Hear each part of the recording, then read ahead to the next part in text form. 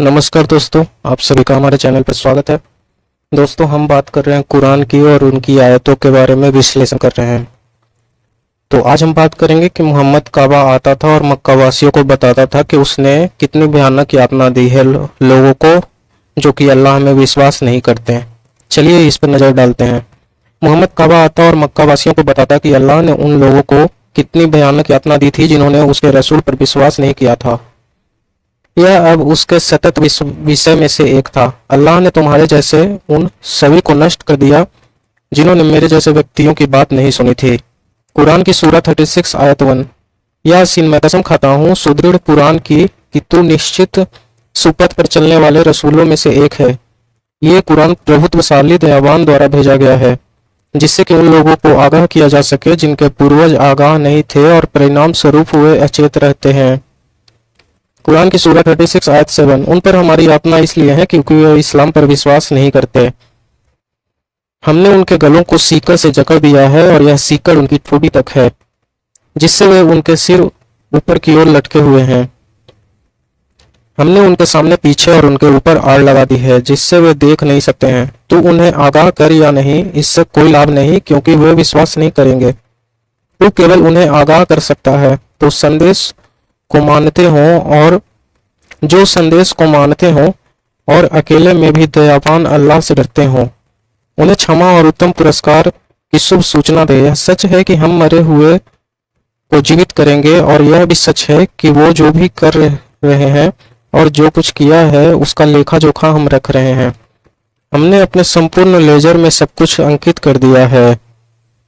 कुरान के अनुसार अरब के प्राचीन नगर इसलिए नष्ट कर दिए गए थे क्योंकि वहां के निवासी अपने रसूल पर विश्वास नहीं करते थे। कुरान की सूरह 26 आयत 141।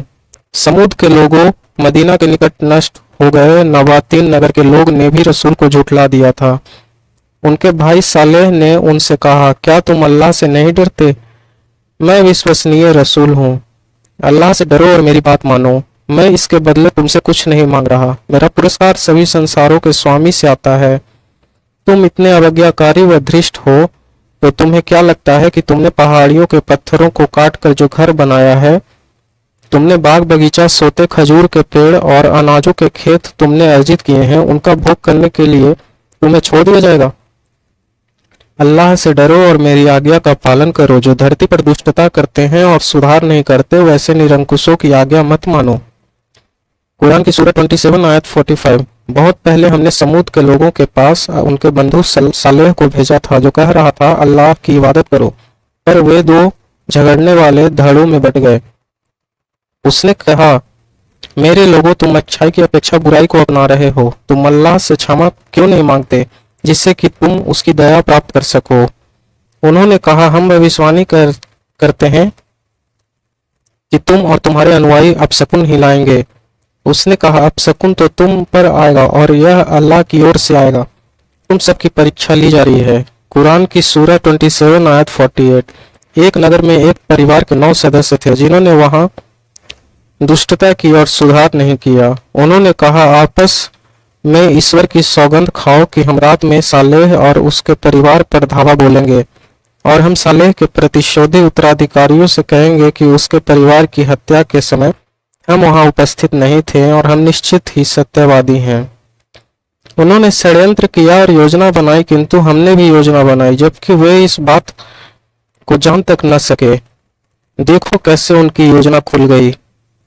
हमने उन्हें और उनके सभी लोगों को नष्ट कर दिया। तुम आज भी उनके उन नष्ट घरों को देख सकते हो जो इसलिए नष्ट कर दिए गए थे क्योंकि वे दुष्ट थे। निश्चित ही यह उनके लिए साक्ष्य है जो समझते हैं हमने उन्हें बचा लिया जिन्होंने विश्वास किया इस्लाम पर और सही कर्म किए।